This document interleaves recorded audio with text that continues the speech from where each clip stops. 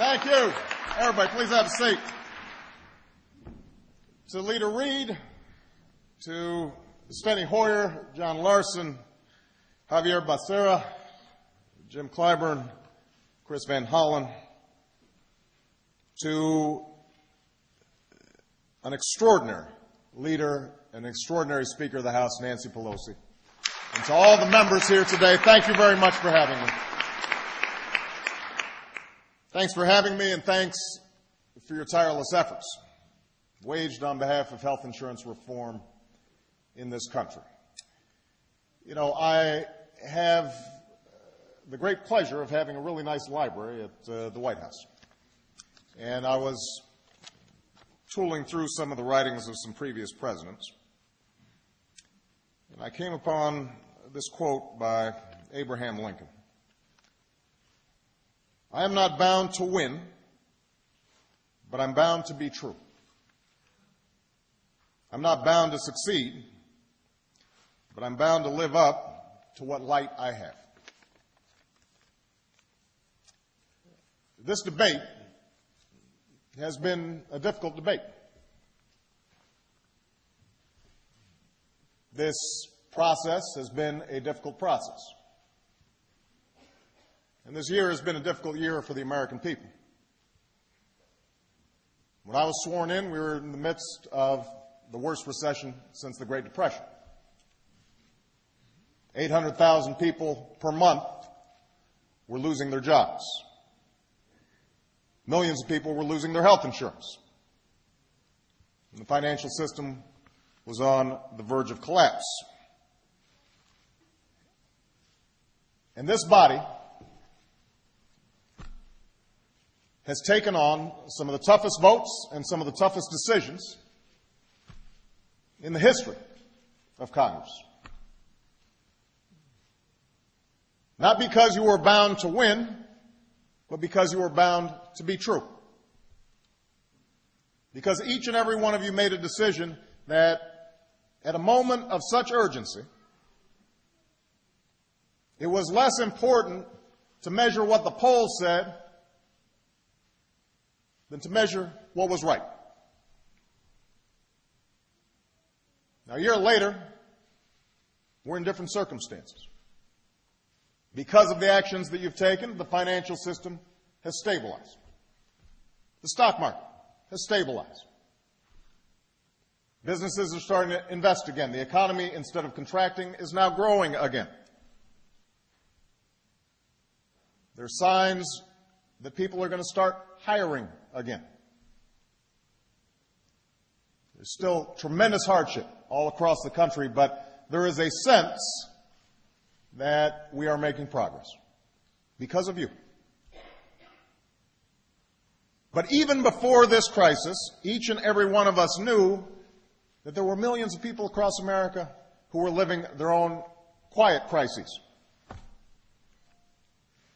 Maybe because they had a child who had a pre-existing condition, and no matter how desperate they were, no matter what insurance company they called, they couldn't get coverage for that child.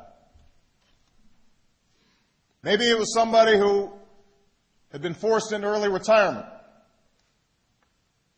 in their 50s, not yet eligible for Medicare. They couldn't find a job, and they couldn't find health insurance, despite the fact that they had some sort of chronic condition that had to be tended to. Every single one of you, at some point, before you arrived in Congress and after you arrived in Congress, have met constituents with heartbreaking stories. And you've looked them in the eye and you've said, we're going to do something about it. That's why I want to go to Congress. And now, we're on the threshold of doing something about it. We're a day away. After a year of debate, after every argument has been made by just about everybody, we're 24 hours away. Now, some of you know I'm not somebody who spends a lot of time surfing the cable channels, but I'm not completely in the bubble. I have a sense of what the coverage has been, and mostly it's an obsession with What will this mean for the Democratic Party? What will this mean for the president's polls? How will this play out in November? Is this good or is this bad for the Democratic majority? What does it mean for those swing districts? And I noticed that there's been a lot of friendly advice offered all across town. Mitch McConnell, John Boehner, Karl Rove, they're all warning you of the horrendous impact if you support this legislation. Now, it could be that they are suddenly having a change of heart and they are deeply concerned about their Democratic friends.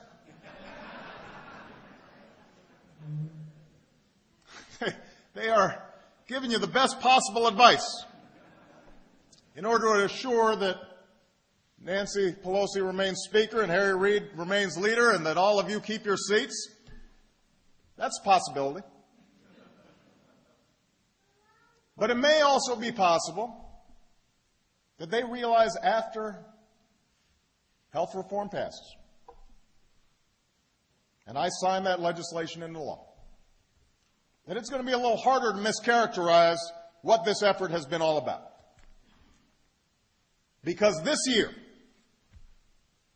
small businesses will start getting tax credits so that they can offer health insurance to employees who currently don't have it.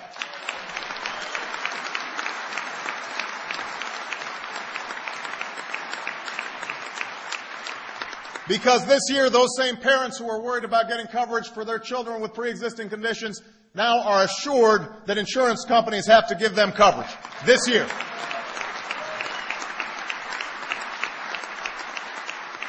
Because this year, insurance companies won't suddenly be able to drop your coverage when you get sick or impose lifetime limits or restrictive limits on the coverage that you have. Maybe they know that this year, for the first time, young people will be able to stay on their parents' health insurance until they're 26 years old. And they're thinking that might just be popular all across the country.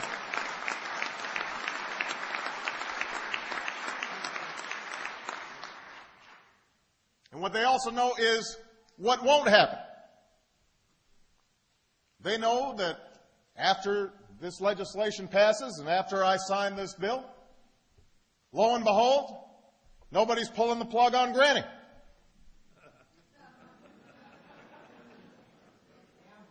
It turns out that, in fact, people who like their health insurance are going to be able to keep their health insurance. That there's no government takeover. People will discover that if they like their doctor, they'll be keeping their doctor. In fact, they're more likely to keep their doctor because of a stronger system.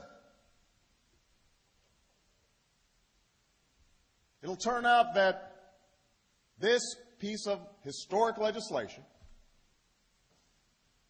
is built on the private insurance system that we have now and runs straight down the center of American political thought. Turns out this is a bill that tracks the recommendations not just of Democrat Tom Daschle, but also Republicans Bob Dole and Howard Baker. That this is a middle-of-the-road bill that is designed to help the American people in an area of their lives where they urgently need help.